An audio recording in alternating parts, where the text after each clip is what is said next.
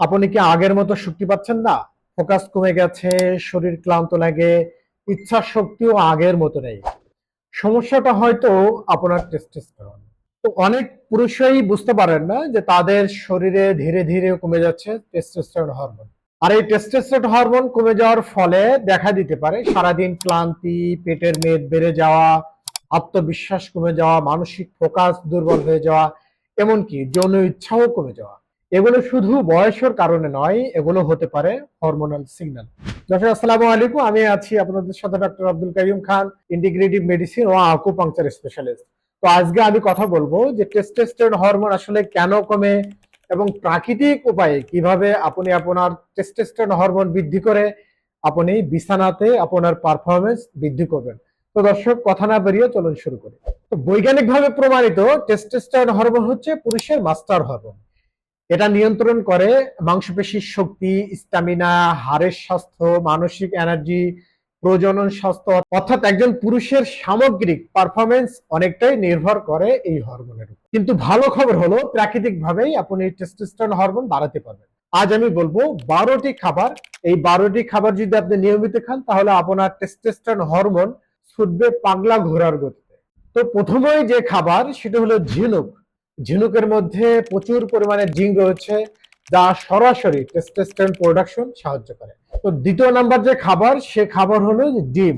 ডিমের মধ্যে পর্যাপ্ত পরিমাণ ভিটামিন ডি এবং ভালো কোলেস্টেরল থাকে। আর এই ভালো কোলেস্টেরল হরমোনের জন্য খুব গুরুত্বপূর্ণ ভূমিকা পালন করে। 3 নাম্বার যেটি, সেটি হলো গরুর মাংস। গরুর মাংসের মধ্যে প্রচুর পরিমাণে জিঙ্ক এবং প্রোটিন থাকে, আর এগুলো হরমোন ব্যালেন্সে খুব সহায়ক। চতুর্থ নাম্বার হলো টুনা ফিশ বা টুনা মাছ। এটির মধ্যে প্রচুর পরিমাণে ভিটামিন ডি রয়েছে, আর ভিটামিন ডির সাথে টেস্টোস্টেরন সরাসরি সম্পর্কিত। পঞ্চম নাম্বার যে খাবার সেটি হলো ডালিম। ডালিম রক্ত প্রবাহ বাড়াতে সাহায্য করে এবং এটি সরাসরি অক্সিডেটিভ স্ট্রেস কমানোর জন্য গুরুত্বপূর্ণ ভূমিকা পালন করে। 6 নাম্বার যে খাবার সেটি হলো রসুন। রসুন কর্টিসল কমানোর জন্য সাহায্য করে, ফলে টেস্টোস্টেরন বাড়তে আরো সুবিধা হয়। 7 নাম্বার যে খাবার সেটি হলো আদা। হ্যাঁ, আপনি ঠিকই শুনেছেন। বিভিন্ন গবেষণায় দেখা গেছে যে এটি স্পাম কোয়ালিটি এবং টেস্টোস্টেরন উন্নত করতে সাহায্য করে। 8 নাম্বার হলো বাদাম। স্বাস্থ্যকর ফ্যাটে পরিপূর্ণ, আর এই স্বাস্থ্যকর ফ্যাট এটি হরমোন তৈরির ভিত্তি হিসেবে কাজ করে। 9 নাম্বার যে খাবার সেটি হলো পালন শাক। পালন শাক ম্যাগনেসিয়াম সমৃদ্ধ একটি খাবার, যা ফ্রি টেস্টোস্টেরন বাড়াতে সাহায্য করে। 10 নাম্বার হলো অলিভ অয়েল।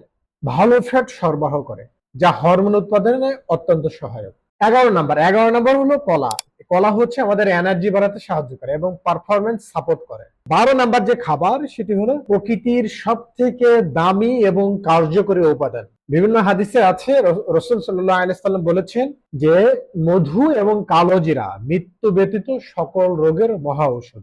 জি দর্শক, 12 নাম্বার যে উপাদান যেটি আপনার টেস্টোস্টেরন বাড়াতে সাহায্য করবে সেটা হলো মধু। মধুর মধ্যে থাকে বোরন, আর এটি হরমোন ব্যালেন্সে সহায়ক ভূমিকা পালন করে। তো দর্শক, সব থেকে গুরুত্বপূর্ণ বিষয় হলো আপনাকে শুধু খাবার খেলেই হবে না, খাবারের সাথে আরো কিছু গুরুত্বপূর্ণ বিষয় আছে যেগুলো আপনাকে পুঙ্খানুপুঙ্খানুভাবে মেনে চলতে হবে। এর মধ্যে রয়েছে যেমন সপ্তাহে 3 থেকে 4 দিন ওয়েট ট্রেনিং করা, তারপর প্রতিদিন 7 থেকে 8 ঘন্টা গভীর ঘুম, মানসিক চাপ বা স্ট্রেস থাকলে সেটি কমানো।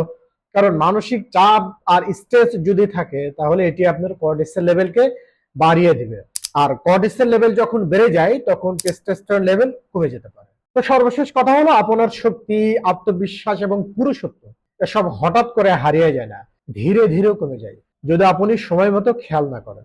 তাই আজ থেকে শুরু করুন, আপনার শরীর আবার আগের মতো ফিরে পেতে পারেন।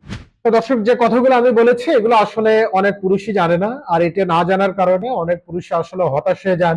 তারা মনে করেন যে আসলে বড় ধরনের কোনো অসুস্থ মনে হয় আমি হয়ে গেছি, আমার আর সেক্স ড্রাইভ আগের মতো নেই, ওয়াইফের সাথে অশান্তি, সারাদিন ক্লান্তি।